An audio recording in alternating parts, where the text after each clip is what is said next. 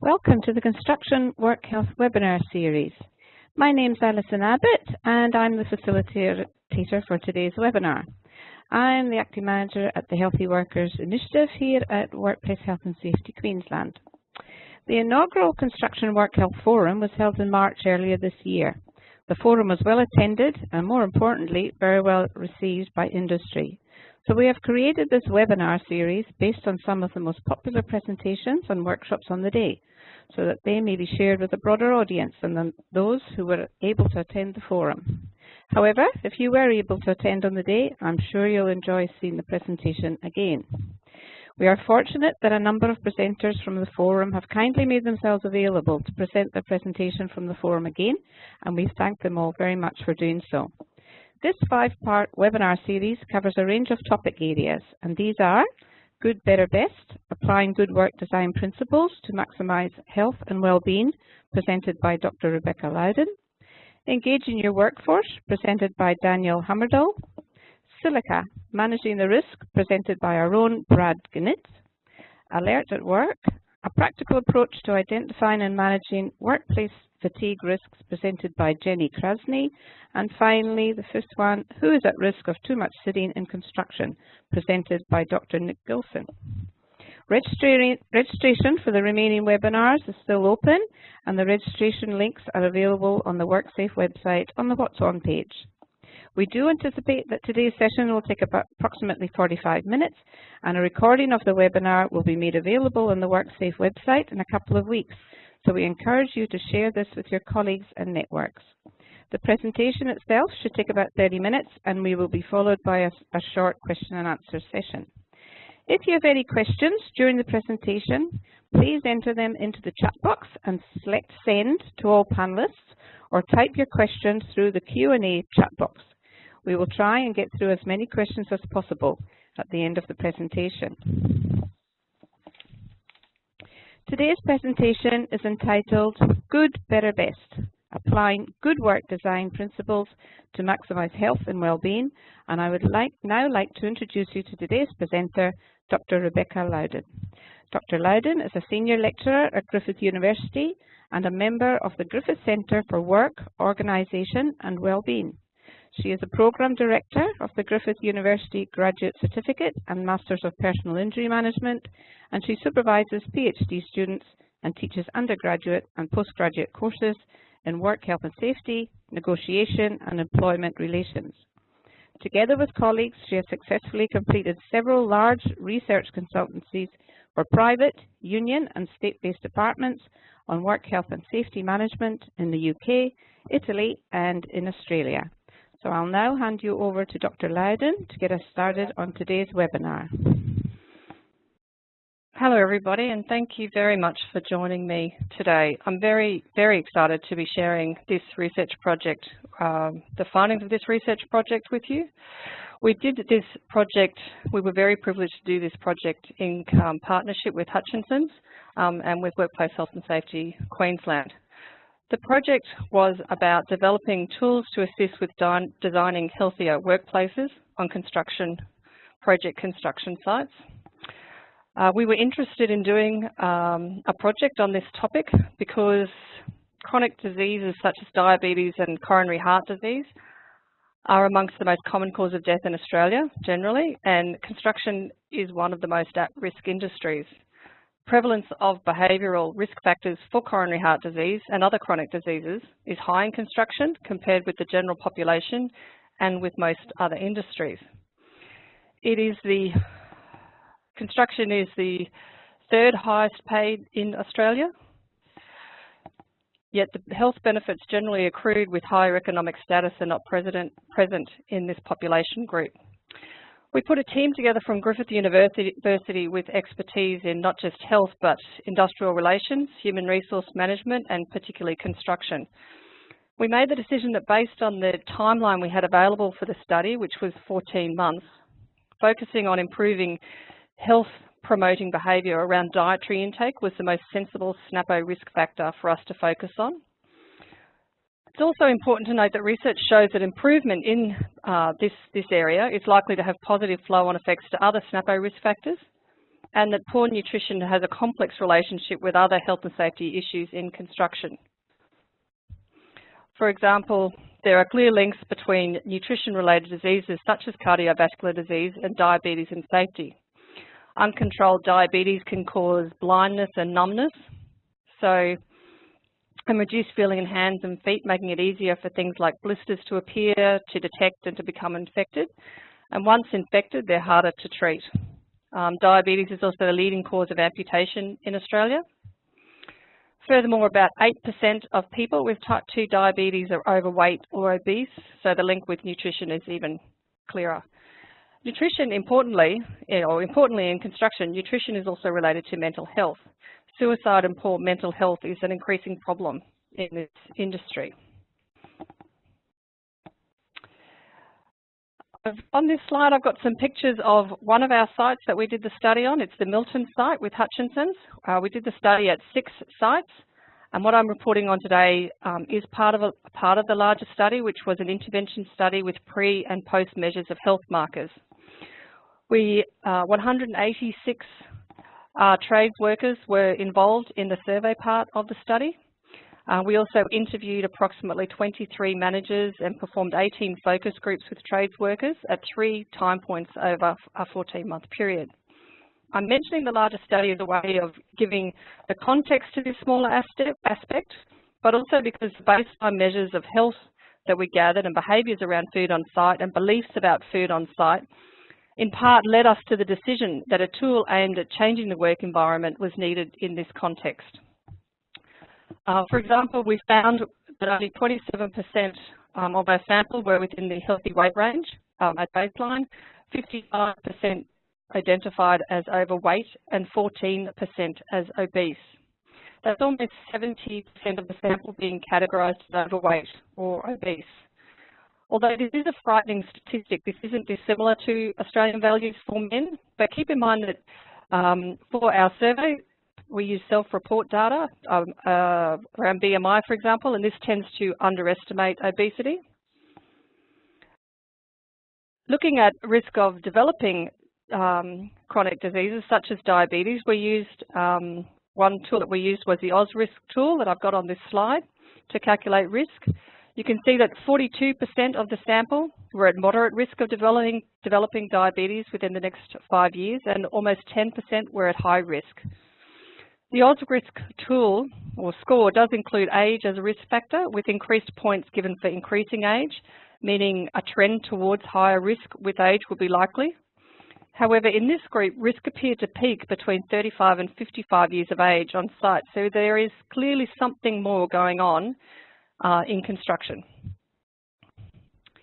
Once we had some information about the healthiness of the workforce, we were interested in what food and behaviours around food look like in construction. So what drives people to eat the food they eat, and what are the obstacles, if any, to eating good food? So our starting point was understanding the unique aspects of this industry that are driving problems. Public health research to date hasn't taken into account or even identified in any systematic way drivers and obstacles in this industry. So we thought this was a very important place to start. We found that guidelines around healthy behaviours do not guide food intake in construction. Most people were aware of guidelines around nutrition, for example, the National Heart Foundation guidelines, but they didn't think they applied to them. They thought they were for desk workers, for white-collar workers. We also found that money does not drive food choices. Most people were spending, on average, about $125 a week on food at work only. This is a big slice of someone's pay packet, particularly an apprentice. We found that time was a big driver of food habits. People were too tired to eat, they didn't have enough time to eat, or to source or prepare healthy food. We also found that people were confused about food labelling and the media around food, but they didn't connect this with their behaviour. Most people thought they were doing very well in the food department. 55% said they were already eating healthily and they didn't need to change.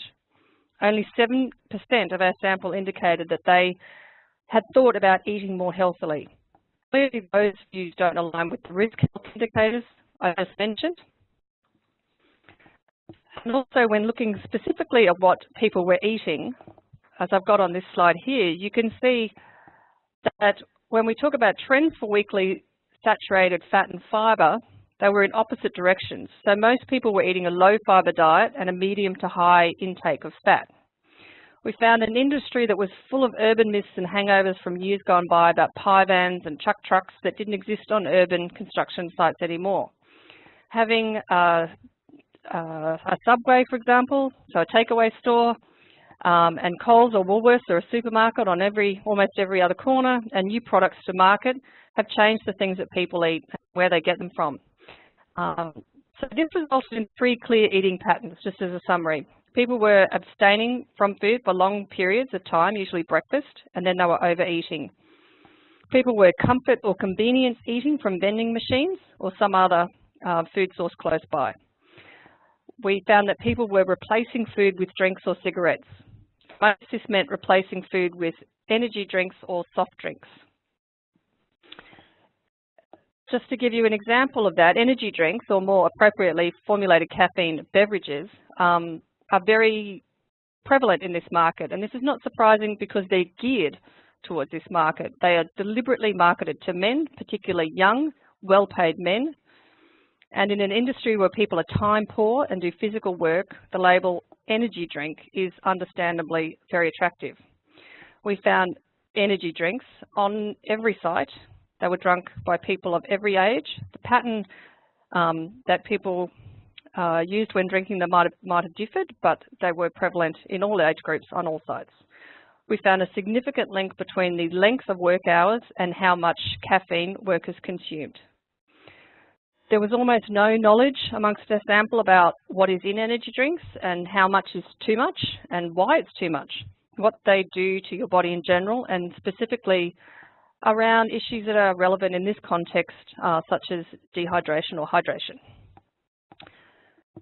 So just to summarise the data, so far we found that food habits on site were generally poor. We found knowledge and awareness about healthy food choices were generally poor. We found that health indicators were worrying. So we started to get a feel at this stage for some of the drivers of food habits, and certainly having time to prepare, source and consume healthy food was one driver. Looking at possible opportunities or agents for change, we asked whose responsibility food was on site. Respondents' answers made it clear that the individualistic focus that we have in Australian society tends to have, or that we tend to have in Australian society towards food, whereby it is a personal responsibility, was widespread in this context. All managers and workers held the view that health was an individual's responsibility and that managers do not and should not have any influence over the eating habits of workers on their sites. There are some quotes on this slide to illustrate these very strong views. Most managers, in addition to saying that they didn't have any influence or scope for influence, thought it would be rude or crossing a line to try to do so. Having said that, though, it was very clear that managers were making decisions every day that influenced dietary habits. The influence was unintended, it was unrecognised, and it was often hidden, but it was present nonetheless. These decisions were about things like the timing of breaks, the products stocked in vending machines, behaviours encouraged and discouraged on site, catering on site barbecues, the placement, size and fit out of lunchrooms beyond what was outlined in the site agreement. It was also clear that some managers were already making decisions about these things with workers in mind. However, the managers did not make the connection between these decisions and food behaviours. It was more about keeping the peace, being respectful and reducing tension on site than about making better food choices. For example, one manager tried to organise a lunchroom around trade groups so that different groups could feel some ownership of their area. They could care for it, leave basic food items and condiments, and they did this because they were trying to increase trust around food so that people would leave their food in the lunchroom rather than taking it in eskies around site. They found that the eskies produced clutter on the site, particularly when they took them up to higher floors, and they were concerned that they were a trip hazard. Managers tended to base their ideas on their experiences when they were on the tools or from being a manager on site rather than using any informed or strategic approach. This made us start to think about how we could change their decisions to get a better outcome for workers. We decided that if we could convince managers to make changes that didn't impinge on personal choice, which was very important for everybody, then a positive impact on food consumption was likely to follow. The last finding that prompted us to look at a work environment design tool was the clear view that a whole-of-site approach was needed to generate change in this area. Anything solely aimed at individuals was not going to receive a warm welcome.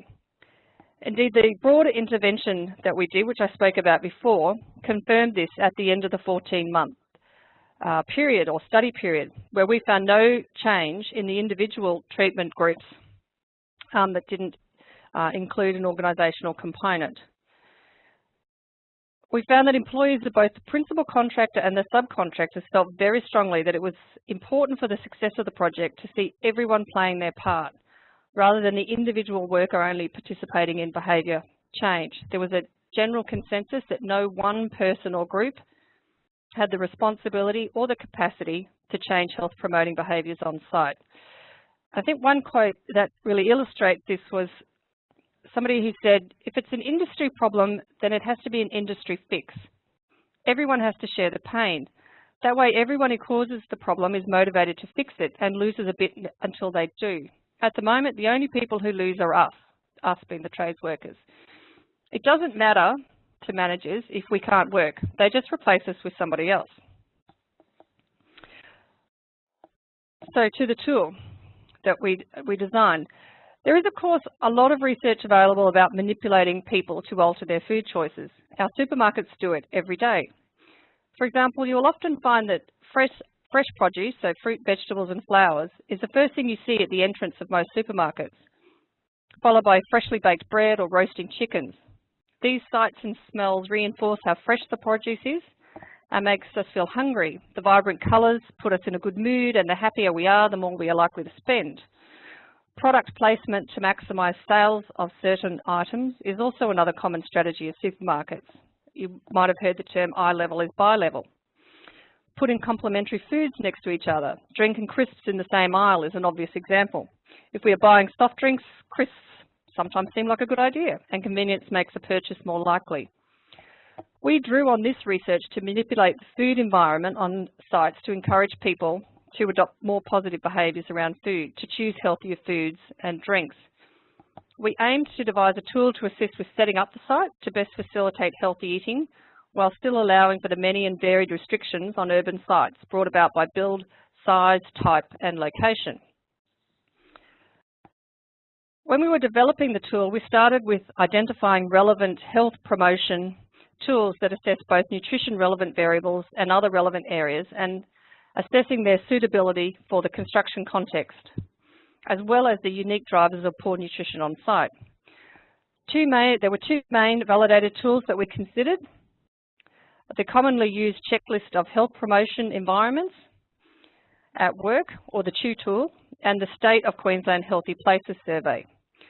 Some items from these tools were replaced, others were retained but modified, and some were not used because they didn't match the physical setup of construction sites.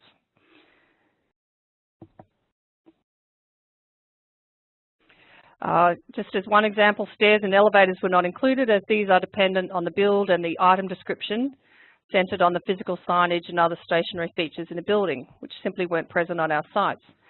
So new or modified items that were developed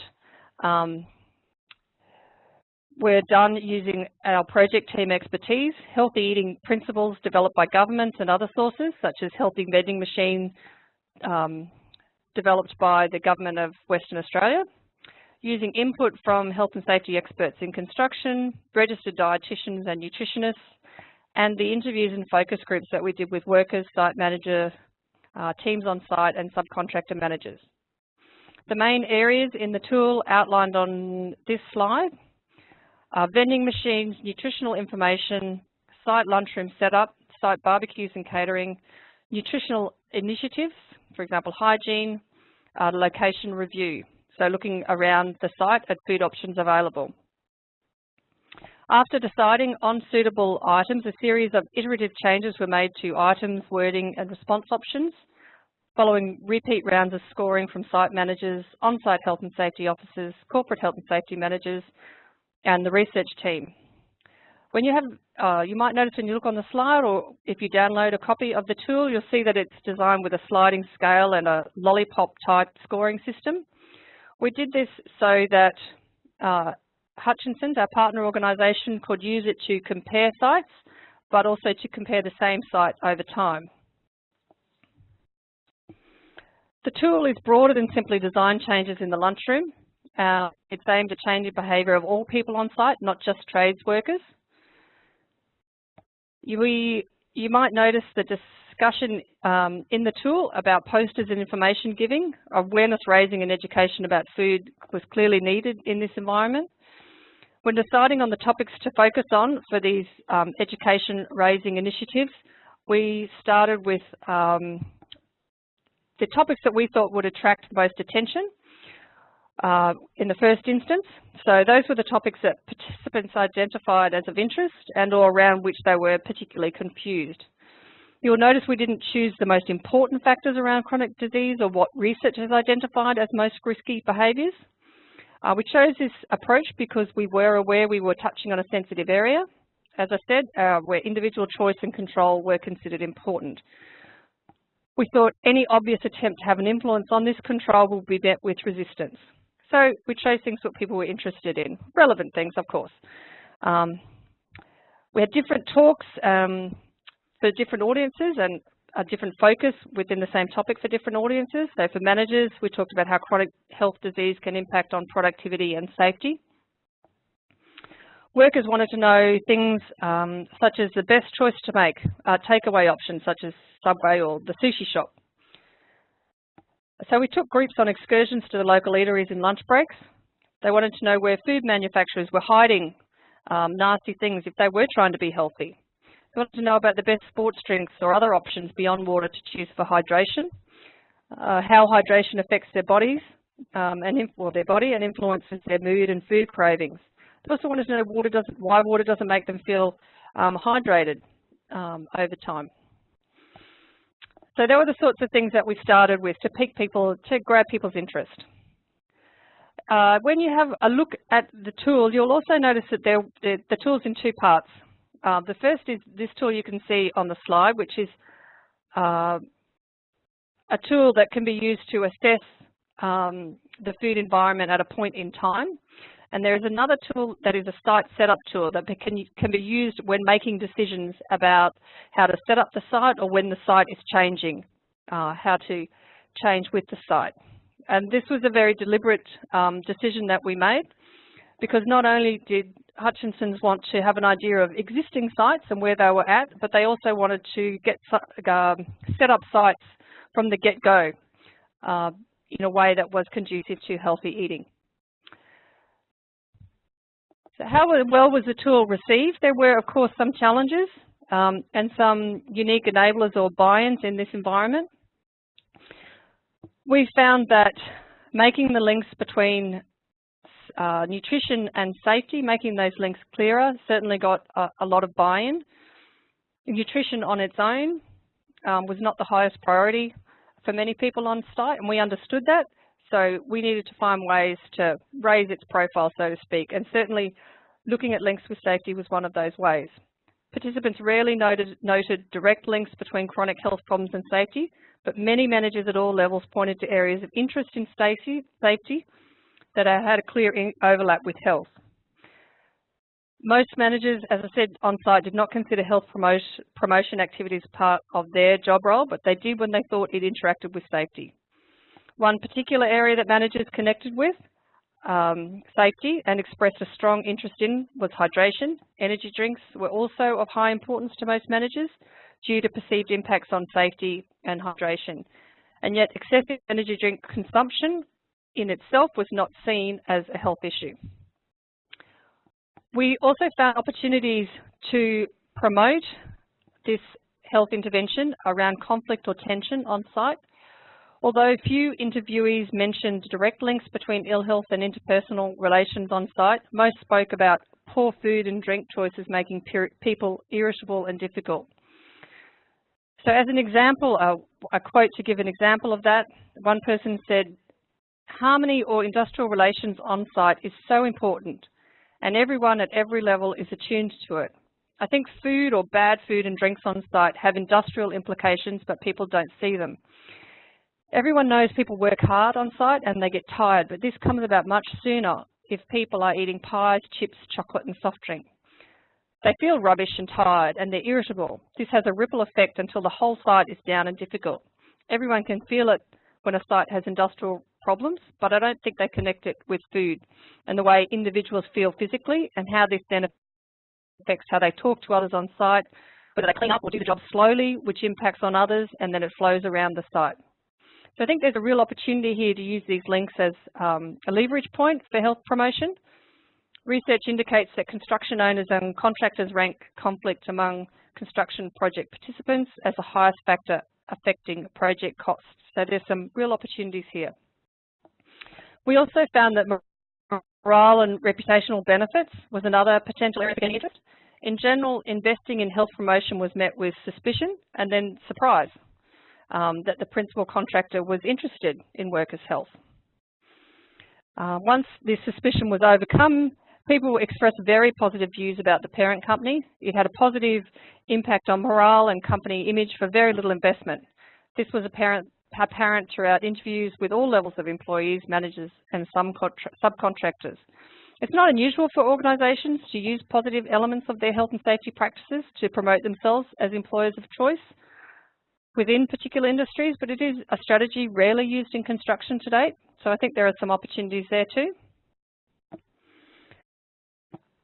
Looking at productivity, this was another area, and particularly with the site setup tool, where managers could see that this was going to save them time and there were fewer decisions that they then had to make, they were really very interested. So these were some things that we found. There are, of course, still research to be done with the tool. So looking at where we go from here, from the perspective of the food environment tool, we need further research to validate the tool with a wider cross-section of sites and a bigger sample. We know it works in urban construction sites for this large construction firm, but we would like to test it in firms with different location size and organisational structure. Nonetheless, in this intervention, we achieved considerable change as we went along, not just in identifying barriers and possible levers for the implementation of health promotion activities on site, but we also have made some real gains with this particular tool.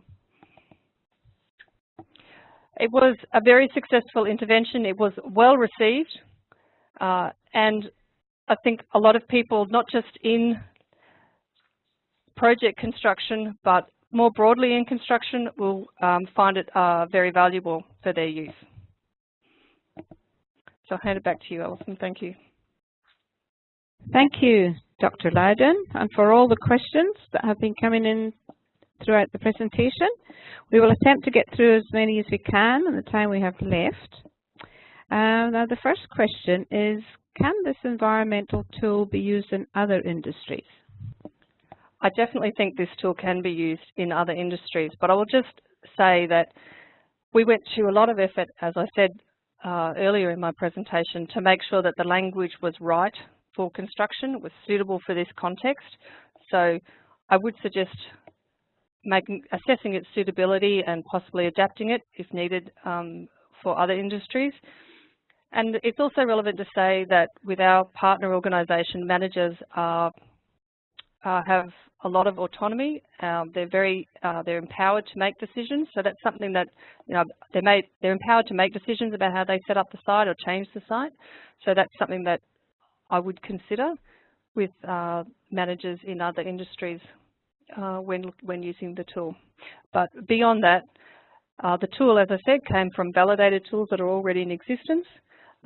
We added to them, we changed them and modified them for this context, but they are validated tools, and we validated this tool as well. So I certainly think that it would be valuable for other industries, yes.